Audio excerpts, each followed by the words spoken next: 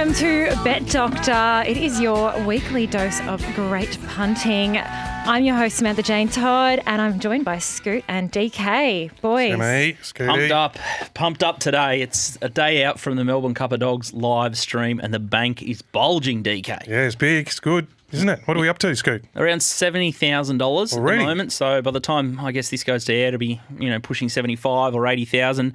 And I think, given last time in the streams, I think we got a deluge late. Big late, yeah. As we learned from the last ones. Yeah. Exactly. So there could be an extra 50,000 go into the pool, and the really interesting thing is we can keep it open until 6 o'clock on Friday night. So you can deposit right up until the stream closes. That's if you've got a TopSport account, and all the money stays with TopSport. So that's how you got to get involved. So head to Little Birdie Pod on Twitter, or just Google Little Birdie Podcast and follow the links through to the Lone Wolves, anywhere between 50 and 500. But yeah, there's over 300 people already. It's going to go again. It's going to kick again. And the boys have already had a couple of bets. So, yeah, they've done the form and they're excited. But it's going to be a bit of cat and mouse from now on. They don't want to show their hand. Yeah. You've been to stream. Yeah, you have sort of one or two early bets, and then you've got to play your cards close to your chest. We learned a lot of things from the first. Well, the two of them, didn't we? Yeah. So one of those is playing your cards late and. A lot of the bets that we had, and as soon as we sort of spoke about them air, they started to go off. So people were playing around on the exchanges and knocking off prices. Yep. So there is a bit of an art and craft to this. Yep. What do you reckon, Sammy? Well, you're spot on. There certainly is. Even inside a betting ring, if you're trying to push out one, for example, you don't always want to show your hand for no reason. If people think you're a good judge, they'll tend to follow you. Just on that, Sammy, just remember when I was a groundie, working in the groundie, and you'd be, one of your jobs was to watch the big bookies and watch the big punters move around the ring and go up to the bookies, and you'd see Bill Graham or someone like this, and a big punter would walk up and bat one, and he'd turn one off, and you go, but he'd turn as you learn it on, he was turning another one off. And he'd tell the clerk, he said in 10 seconds or 20 seconds, turn the bottom one off, the decoy. So, it's been happening for a while. So I always describe it as sort of like jazz. It's not just the notes that you hear, it's what you're not hearing. Yes. So it's all the bets that are happening, and it's the things that are not being said as well, which makes betting so interesting. That's part of that racecourse education. You just can't teach, and we were very lucky to get. And I was sort of betting bookies clerk, in my 20s, and got to see all that, and it holds you in good stead as you get older. You learn all those little bits and pieces. And that's a good thing with the live streams, like where it's, a lot of that betting ring action's gone, and the smart punters are working behind the scenes, and you don't really see it. Everyone's on the laptops at home. So it's a really good experience with the Little Birdie and the TopSport arrangement. We can bring that experience and that insight, and all of a sudden you've got a professional punter or a couple of pro punters talking on the live stream. So it's like being in the betting ring with some really smart guys. And even like Steve Fletcher's tips, to have a pro's set sort of in your back pocket, something to sort of help guide you through the day, keeps your confidence levels up. And I know Saturday was a wipeout for most punters. There was barely a favourite lob anywhere. Like the wrath of the gambling gods there, mate, didn't they? It was awful. But, haven't seen a day like it. Yeah, but like the lesson learned, and if you had a look at Fletcher's set yesterday, I think he went 8 out of 10 winners. So you can't let one bad day on the punt just ruin your confidence and your betting bank. Well, Fletcher said that when he went here, there's no last race. Exactly. Keep your head, because there's no chasing, because you just move to the next day and there's another heap of races and the next and the next. So you do. That's hard. It's a mental battle, as we know, especially when if you get rolled in a row and things like that. And Saturday was that, and that's why the bookies love that chase. But they also like the churn. So it can't be, if people are losing their money early, sometimes it's not as fat as you think it is for the bookies, because as he's getting the last favourite beat or something like that, the last shorty. But no, Saturday, anyway, we bounced back. And it sounds like SJT, Sammy's had a bit of a freshen up. What did you do yesterday? You went into a flotation device to get yourself fresh for the stream tomorrow night. Speaking of keeping your head, my brother, I'm not really sure how to take this, sent me to a flotation tank for an hour, just like floating in that lukewarm water. I've heard about these. It's like water. A pod thing. Yeah, and it's cave black, so you can't tell which way's up, which way's down. Got a headset or something on or anything? No, nothing. You and your head noise for an hour. How did you go with that? I actually loved it. I came out absolutely glowing. Like my whole body was the most relaxed I've ever Serenity. been. Yeah, all my aches and pains gone. Really? Yeah, slept like the dead last night. It was amazing. Wow. Yeah. There's a tip. Yeah, I might have to try that. I'm not a really good relaxer. I find it hard to relax. I need to be really hungover to relax on the couch the next day. I sort of like to be up and about doing things. Falling asleep or anything? Might be the go, having a snooze in there. I'd probably drown. Anyway. Oh, gosh. But it was pretty nice coming out of that to a nice fat betting balance. Thanks the Fletcher Files. Fletcher Files. Did some betting and forgetting. Huge. I did. I just set and forget. Yeah. Jumped in the pod, came out with a full bank. It was good. Perfect Bet while scenario. you float. That's it. I might take the wireless in there, just in the underwater headphones or something like that, and just listen to the races. Yeah. That'd be the go. Anyway. You're sick. Hey, it's an amazing experience being able to have access to some of the smartest people around, some of the smartest punters, such as Paddy, for example, who's going to be on the live stream, as we know. Anyone who's got particular questions, make sure you hit us up. Like we've got, 5 hours of live stream, 12 races. Slide into our DMs. Exactly. I know you've been slid on a fair bit this week. Sammy's been showing me the warts and all stuff. I'm going to have to pay a double for doing the show. There's a couple of creeps out there. Permission to slide in this case. Just keep it clean, please. Well, Greyhound questions. Greyhound questions. Because there's a lot you can learn. I mean, as we've all mentioned already in the show, we've been so lucky to have some of the greatest people around us to rub off and teach us a little bit here and there. So make sure you ask us any questions you've got. Yeah, these guys are good. Yeah, the price of admissions for some smart guys, you just pay the $50 just for the live stream. Yeah, exactly. Just for stuff, and just if you want to learn bits and and pieces and firing your questions on the thing, we had great fun with the questions and the banter last time. There'll be a moderator on the YouTube chat, but definitely Friday night too. There'll be a few people under the weather. By then. That's all good fun. It'll be good. Before we move on, do we want to talk about Black Saturday, or is it just still too soon? No, too soon. We moved over. It was I'd rather bury it. It was just you got to bury it. Everyone saw the results. It was one of those days. You can't. Terrible. What can you do? Yeah. Horrendous. So, well, a huge show. We've got the Jericho. Scooty's got a runner in the Jericho. We're excited to hear all about that. Yeah, we'll save that for the Jericho, the big race. We're going to talk the best at the Valley with Nick Noonan. We're going to Doomben with John McLeod and the Winterbottom at Ascot with Terry Leighton. Terrence. Yeah, Terry saved us. Inspirational girl. She was enormous. W. Pike. Hey? Huh? How good back. Yeah. That's why she looks like anything, that horse. Like I can see really, really big things. She just monstered them. And it was, I don't know if it was a great ride, but she was just turning at sort of right angles and just motored and monstered through the line. It was a savage win. No, she's but how's the adoration for W. Pike? Did you see the scenes in the mounting yard? Everyone chanting his nose. Fantastic, mate. That's great for our sport. Yeah, it is good. He's just such a reviewed sportsman over there. That's crazy, Yeah, it's fantastic. Well, should we get into some dog chat? Yeah, let's talk dogs. Let's be big. Dogs. Welcome to the show, Paddy.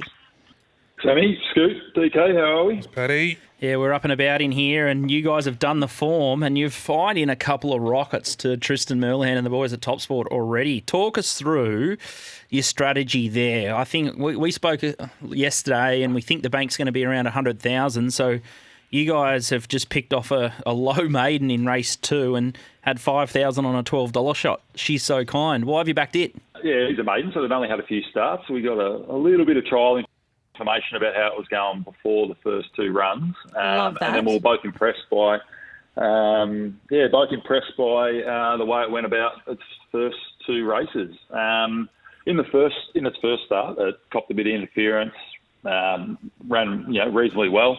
And then the second start, it missed the kick, but still managed to find a way to victory. We're hoping that, if it can get out a little bit better this time, coupled with that sort of out wide trial information, that we just thought $12 was a big over.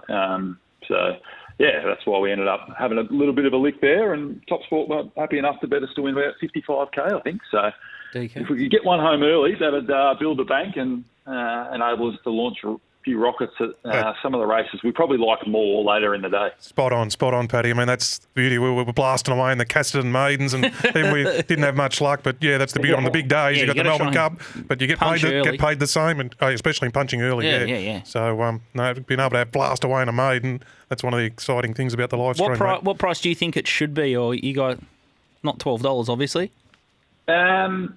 No, we thought maybe it should be more around sort of the $7 mark, I reckon. Okay. I mean, it's a pretty solid field. There are other good dogs in it, but we just thought that the market had undervalued it on its first 2 runs, basically. So We think it's drawn okay as well, so that's always a plus. Down towards the inside, its hand down's pretty helpful.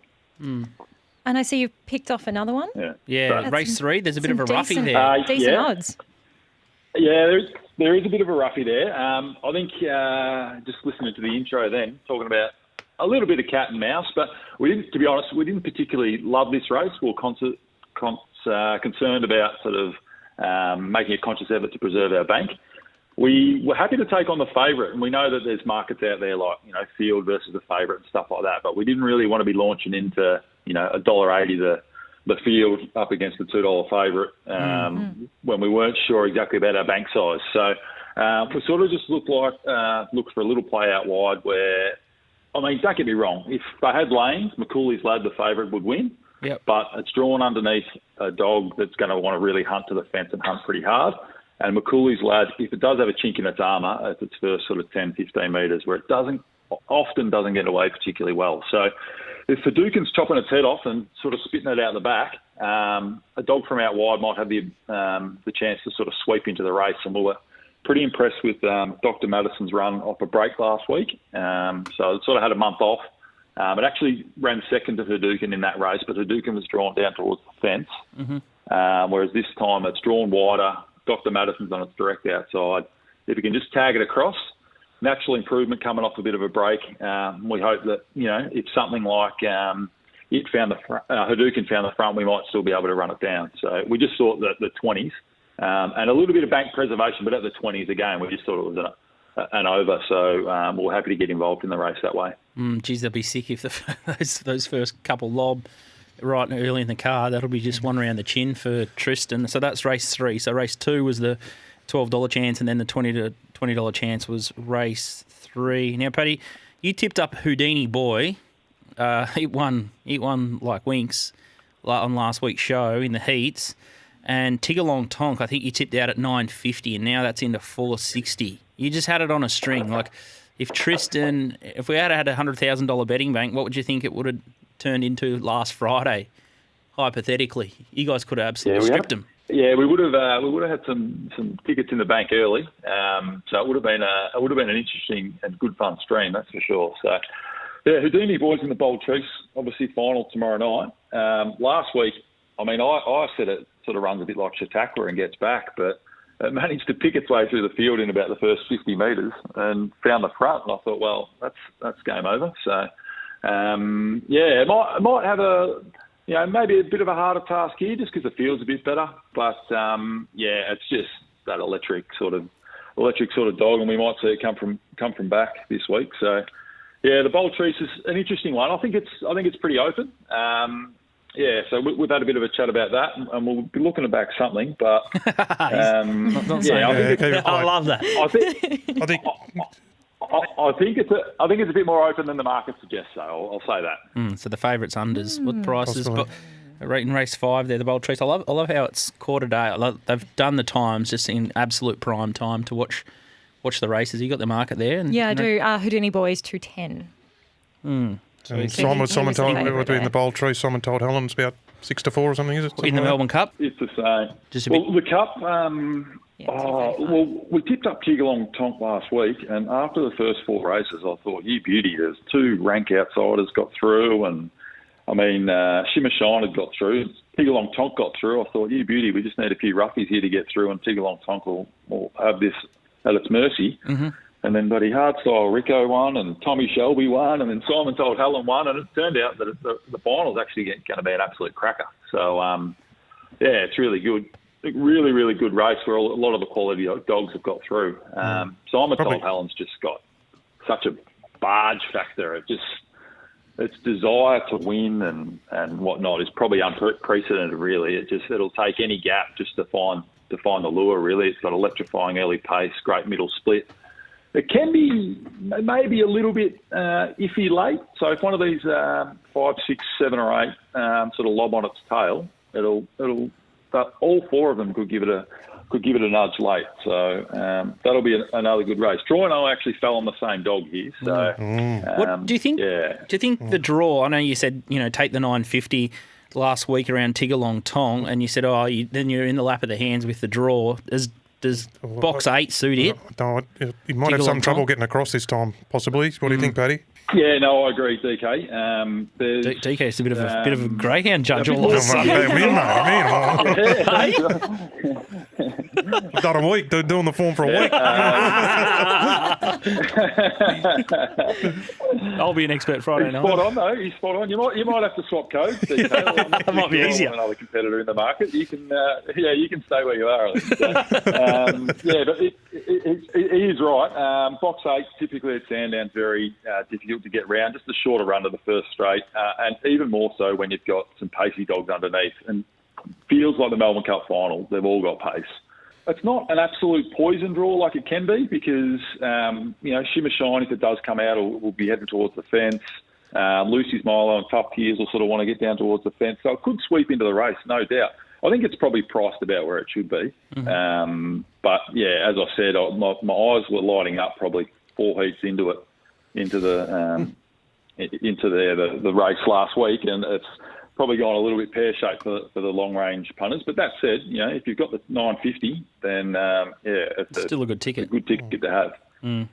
And what would you say your level of confidence last week versus this week? Was it an easier card this week? Or to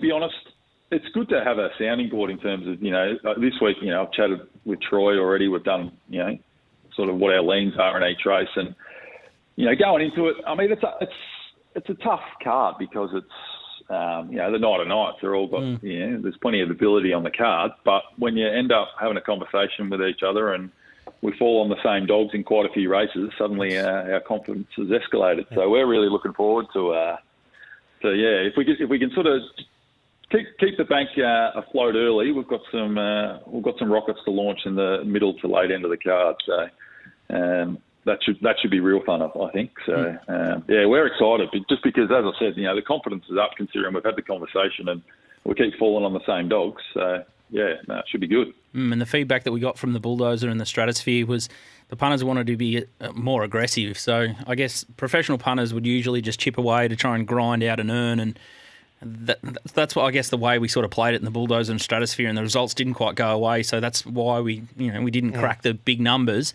But going forward now, the punters at home, they want these guys to swing as hard as they can. Especially late. Turn it into something. Yeah, exactly. They want their $50 to either be $200 or $300. They're happy not to get their money back. And the guys have said that in a little promo video. Check that out. And these guys are going to absolutely give it a red hot crack, and the limits that Tristan has set are going to be great. So any tips for the pressure or no? DK? No. I think as he says, it's great that they've already had a chat and they're lining up on the same dogs. I think it's going to be great to watch. So I think the boys sound like they've got a good handle on it, and don't be scared to open the shoulders late. That's all. Love a bit of convergent validity. That's the statistical term for coming up with the same numbers over and over. There you go.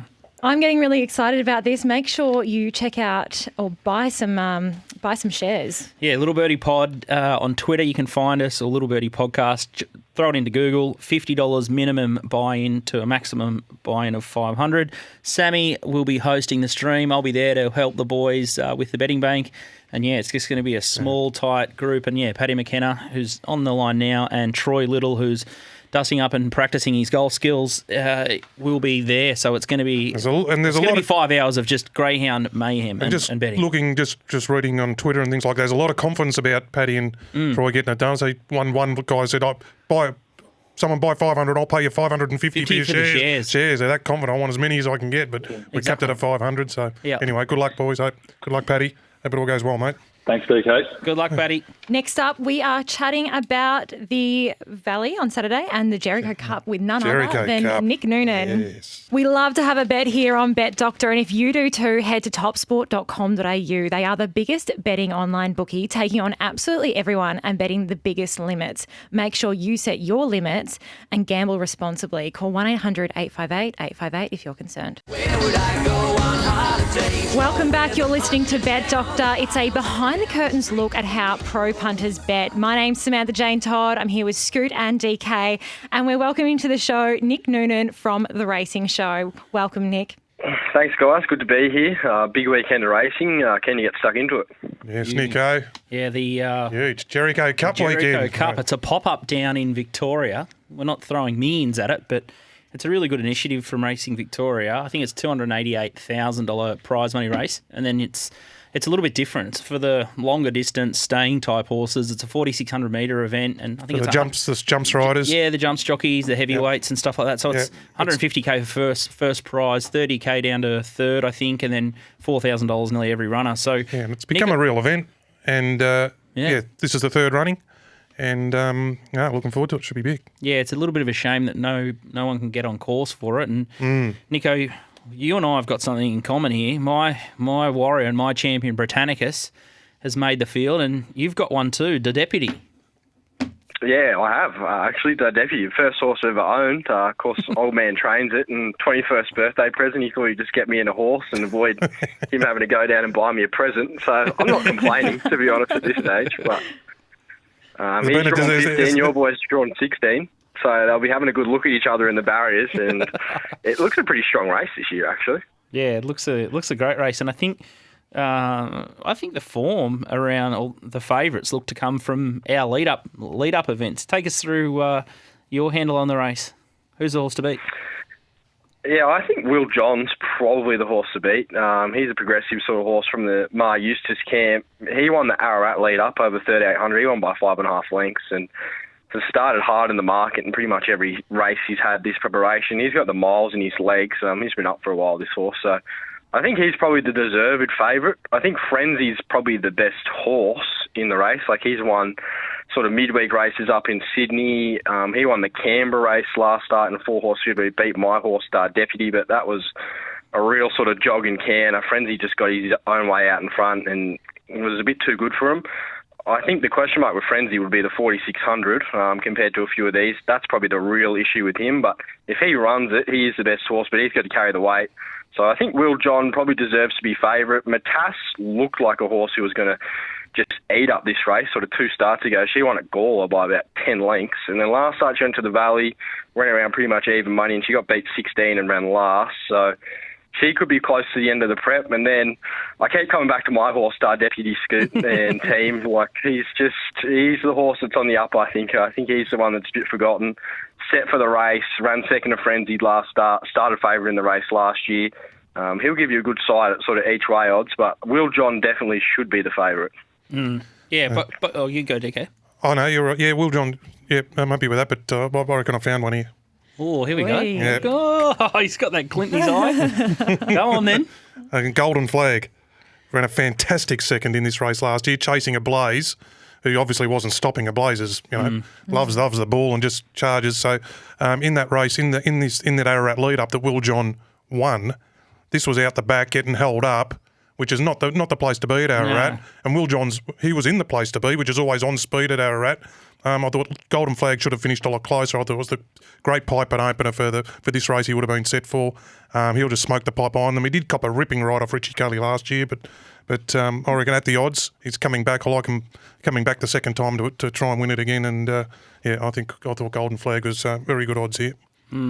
Yeah, I think in terms of Britannicus, I thought, he had a bit of a freshen up, and now he's 4th up into this. He did blow out last start, and he's usually a leader as well. So he's only really got one gear, I'd say, Britannicus. And now we've got our regular rider, Ronan Short, just jumps back on. I think he'd definitely improve. I'm not as confident of him winning the race, but I think around $4, I think he's around a $13 chance, about $4 a place. I think he looks like a really decent place bet. And I think he'll just grow a leg back to Warrnambool. I think that's his home. It's his home deck, and he's just got the big V12 engine. His mother was a Zabeel, and we bought this horse because we know he'd just go forever. He's got not much turn of foot. So if Ronan can make an early type move on this horse or put him in the first couple, he might sort of surprise us. At the Bulldozer, he nearly got the chocolates at big odds. So just don't discount the old champ just yet. But he was a little bit disappointing behind Will John last start. But the SP profile says that he'll be in the race. He was I think he jumped 360. We hammered him in betting. And speaking of SP profile, the horse that Nico think it might be over the top, and it could be, is Matas. So it's got that even money, big margin defeat last start, and one of the, back when I worked for Mark Reed, the big one was forgive the bad one, particularly with the short SP. Yeah. So it wouldn't be, and it had the short SP in the Gawler race as well. So it's coming off $1.80, even money.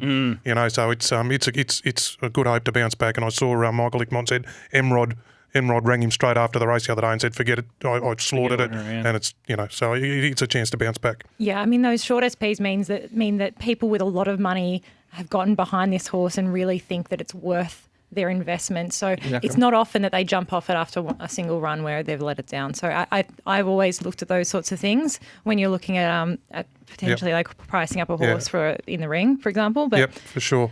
And it was in the right race. It's in the lead-up race. It's not in a sort of a weak race or something. It was in the Jericho lead-up. Can't wait for Sunday. Couple at the Valley. Yeah, Nico, you're a big Victorian form man. Moonee Valley on Saturday. It seems to be not getting the accolades, but there's a couple of good races. I think the Mackenzie Stakes and the Carline. I think they're sort of better placed at this time of the year. But you like one in race 2, or you're against one in race 2 at the Valley on Saturday? Yeah, pretty good card at Moonee Valley, I thought. It's a bit of a betting card compared to the sort of the last few weeks that, I've had a lot of quality about him. This just looks a card there's a lot of angles on. Brazen Boy, when I was on the show a few weeks ago, he was supposed to run at Sandown, but got scratched at the barriers. Saved for this race now.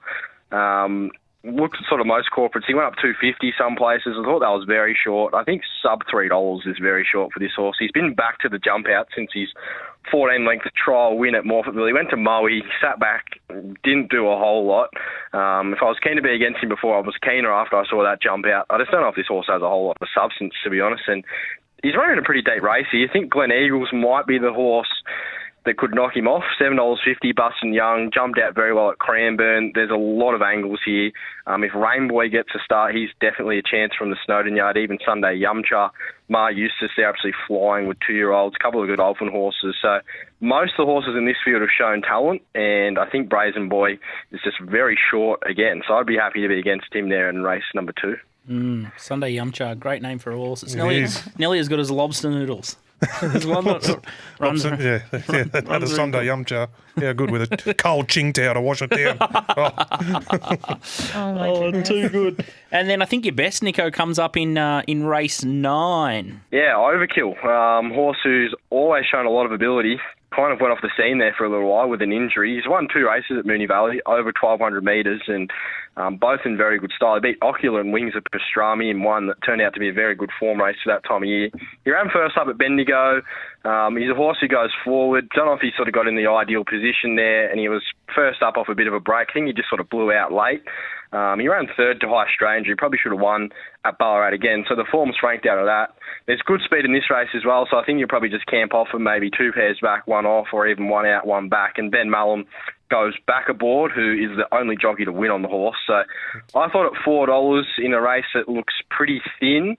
Hussein might be towards the end of his preparation there. He looks smart, but he could also go to Wangaratta on Friday. And then Bandersnatch has had a trainer change. He's with Team Hawks. Jump outs were okay.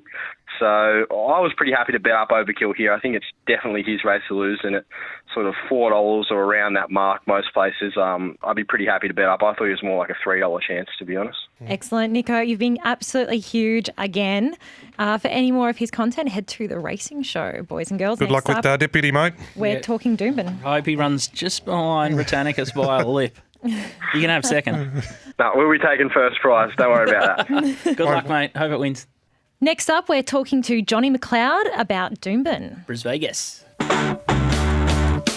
Welcome back. This is Bet Doctor. I'm Samantha Jane Todd. I'm here with DK and Scoot, and we're welcoming John McLeod, or MacBet as you may know him, to chat to us about the Recognition Stakes and Spirit of Boom Stakes. Welcome Johnny. to the show. I'm here. Johnny Mac. Sammy, Scoot, toys. Oh, that's nasty. That's A nasty. little bit of mate. off-air background. Johnny McLeod has got a new nickname for Dan Kelly, and it's probably going to stick. Toys. Toys out of the cot. Yeah, toys No, out of the no one better at a Boys, blower. coming from you. You're the You best can't in the dispute. business. I'm best in the business. Oh, We have it on camera on Stratosphere. It's just saying. yeah, fair to you. The Yeah, slide there off is the there is chair is evidence. iconic, isn't it? There was. Video evidence. Yeah, no, I can't dispute that. Anyway. Now, Well, if you don't blow up, sometimes when there's a bad ride or you're on something that was just slaughter, well, you shouldn't be in the business, I don't think. You've got to give it to them. Exactly. It means you've had enough on. Yeah, exactly. Well, exactly. that is totally true. Totally true. Good news is the borders are now open. The Magic Millions might be a possibility for me and DK. We might come up there and terrorise you, Johnny, but 8 weeks away. That racing's starting to heat up, and you got a couple of good races up there. Let's start with the Recognition Stakes, shall we? Yeah, a couple of cracker races. They're beauties. Like these two races. I think the track's going to play pretty fast. They've given it out a soft 5, I think, at the moment, but we've got fantastic weather up here, and it's going to. I think the track's going to get into that, that 3 range, and the leaders go good, and those sort of, when the tracks start getting fast. So you've got to look for horses probably in the first 4, I would say, on Saturday. So. This first race, race 8, I'm pretty keen on Soxagon. I think it went good the other day. He had to ride it quiet from the gate, and he went back. He's stepping up in distance. He should slot into about 4th in the fence behind a couple of leaders and just be in the right position. So I'm pretty keen to back it. You love Robbie Fred. You love Robbie Fred. You love it. Well, actually, I bagged the hell out of him for I don't know how long, and then all of a sudden he is he starting to go forward? Is he? Good. Yeah. Well, yes, correct way. He's doing, instead of just necking them out of the barriers and lots of stuff. He's going straight forward and putting them in the right position. So it's just you've got good Robbie now, and you want to be on him. Wow. You just must be his turn. He's going good. He's going good. So I'm going to throw something on Stampy at good odds in that race. He's around $20, and it just Emerald Kingdom didn't look great in the yard the other day, but he doesn't. He's always a bit rough and ready. But I think he could find the lead, so he's a saver. But I'm going to have a decent bet on Soxagon, and the other two just little ones. No Harrovian? Yeah, what about the North Queensland Colt horse? There's always one, isn't there?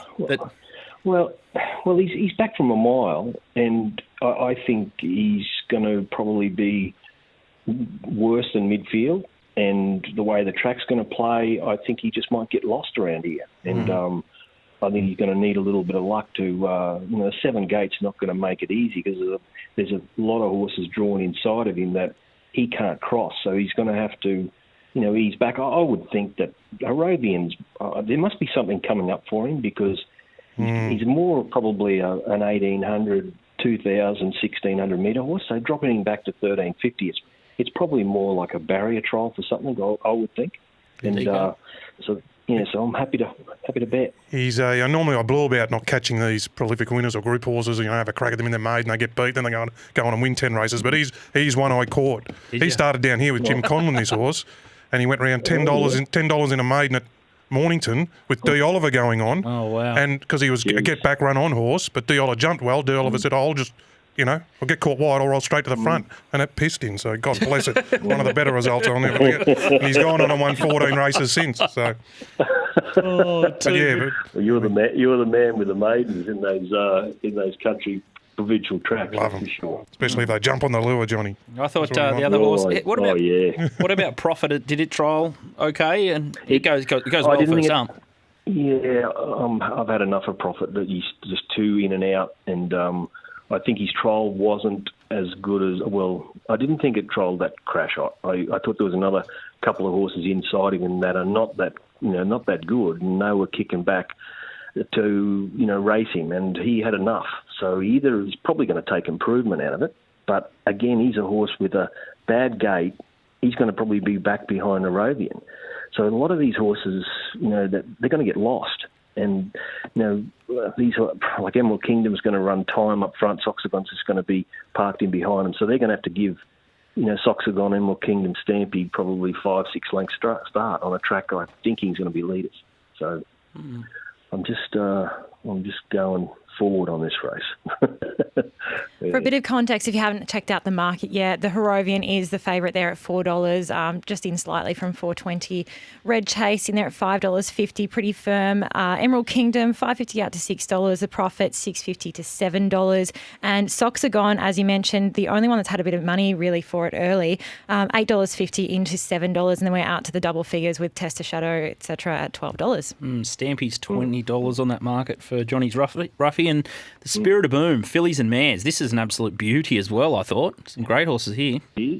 It is, and another one that I think is just flying, and I think it'll just win. I can't believe these type of races. I'm usually backpedaling because they're good horses, and each of them can win on their day. But this Jaden Tom, I can't believe it is. It's just the turnaround in its last two starts for what it used to do is just incredible. He could, or she could.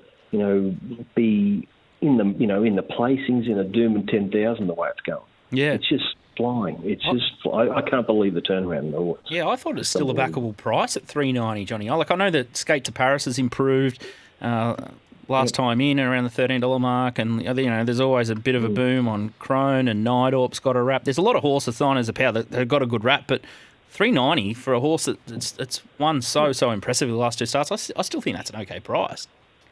I do. I've got it a lot shorter. I can't get any of these near this horse if it goes on what it went the other day. And what I like about it is, in its last start, coming around about the 600 to the 400, a few horses are starting to push and shove to speed up.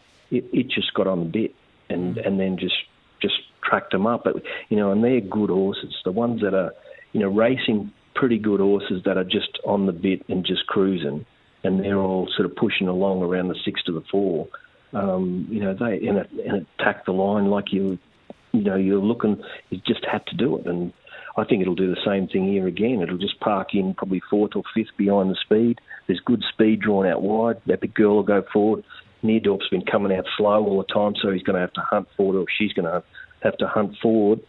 Gypsy Toffer's got speed. It's got going from 1,000 to 1,200, and this horse is just going to be parking 5th, too wide, travelling, just bang. It's just not my go.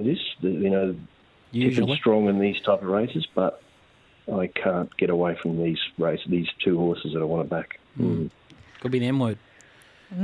Getting me a bit excited. If you're a bit hot under the collar as well after listening to that, you'd be silly not to make the most out of Top Sport's 110% markets that they put up at 3 p.m. every Friday. Of course, make sure you're gambling responsibly.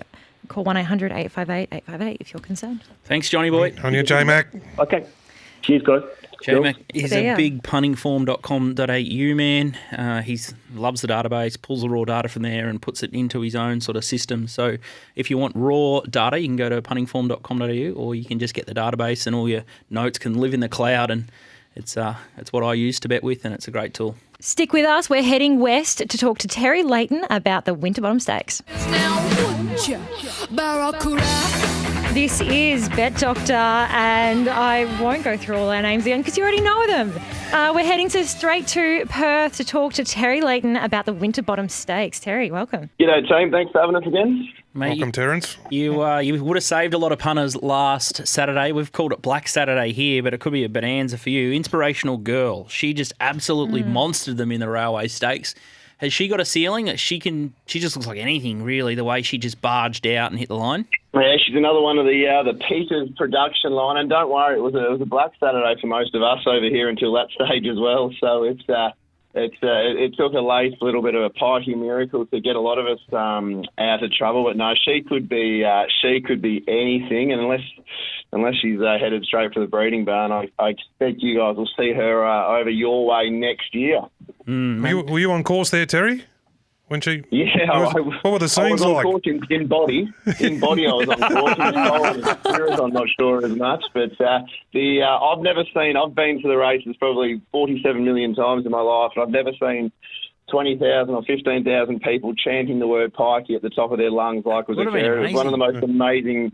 It was obviously not everyone had backed Inspirational Girl and had backed pikey there, but everyone just got around it. And I don't think racing, especially racing in WA, has seen a cult figure like him, or may never see one again. No, you're right. And something that you don't often see is W. Pike turning up in the Godolphin Blue. He's partnering trekking this week in the Winterbottom, and wow, the bookies haven't missed him, $2.20. Yeah, it's understandable. So, I mean, at weight for age, he's the only horse truly suited under the conditions. Well, he's clearly the best horse suited under the conditions. He's got all the runs on the board. Pikey usually rides a horse called Stageman for Bob and Sandra Peters, but Stageman could be a little bit of a head case and do a bit wrong, and he basically said, I just simply don't want to ride that horse anymore. So he was offered the ride on trekking. He was always going to start a provocatively short favourite. But look, I think when a horse has to travel across the country, it's coming here as somewhat of an afterthought. It's coming across with the exact same campaign he did last year, where he actually failed in the race. So he ran fourth, so can't call it an abject failure, but he didn't win as favourite after getting a favourable run in transit. So look, at $2, I think we're going to try and get him beaten. I'm definitely not wanting to jump on and lay the guts out of him, but look, I think we can get him beaten. And there's an up and comer by the name of Indian Pacific from the Neville Parnham yard. Geez, it looks like a good horse, doesn't it?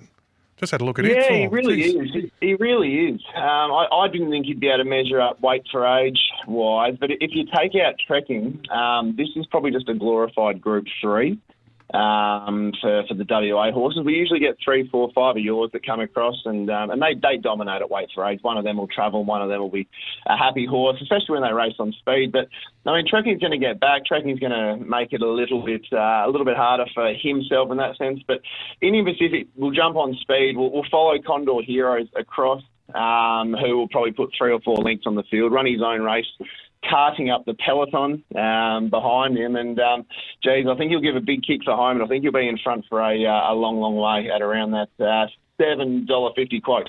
What about the other race? There's another big race 8. Yeah, race 8, the Tattersalls Cup, over 2,100. Anything there? I don't mind weighing the Tats Cup right down the bottom of the page. Again, this is where Pikey will be all the rage with Royal Command, and rightly so. Looks to be building into a nice campaign, but not convinced Royal Command stays the journey. So at $2.50, the bookies can have him. Bootguard Lucky for Justin Warwick. We'll roll forward from gate 8. There isn't a huge amount of speed in this. The Justin Warwick stayers, when they find form, they tend to hold it. So I think at around that $7 mark each way, similar to Indian Pacific. Probably have something on the multi at 50 to 1 while we're at it, eh? I love your aggression. Mate, we need to get you in a live stream. We've got the Lone Wolves, the boys for the Greyhound stream tomorrow night. They've got $100,000. How do you reckon you go with $100,000 betting bank? Would it be boom or bust? It'd be $1 million in an hour and a half, I reckon, mate. I love your confidence, Tez. You're the best. What do they say? Money lost, nothing lost. Confidence lost, everything lost. Good call. Spot on. Very cool. DK, you have a bit of confidence for something up wide, don't you? Mm. Oh, yeah. Tomorrow night at Cranbourne, in the theme of Jericho weekend, stays. There's a 2,600 metre maiden at Cranbourne tomorrow night. And I like one called Wellsford in that. I think it's number 8, race 4, number 8. It's a real staying stamina type. He's only second up, but he had excuses first up, and he only got beaten 4 lengths in a 3-year-old benchmark 78 in town over 2,400 last prep. So he brings that form tomorrow night. I thought he'd be winning Wellsford, Cranbourne, race 4.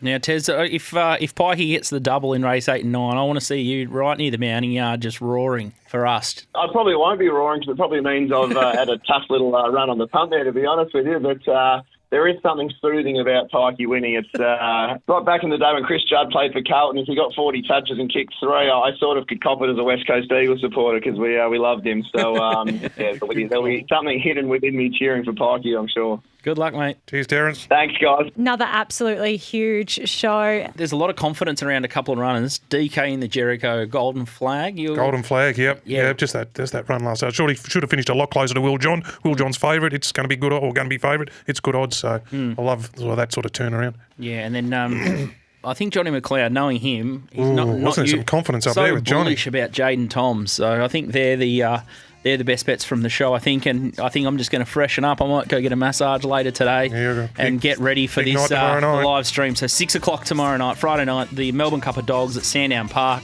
12 races of the Dish Lickers, and then a couple of bets out wide. They're going to be absolute curveballs. If you love what we're about, make sure you check out our stream and join us next week.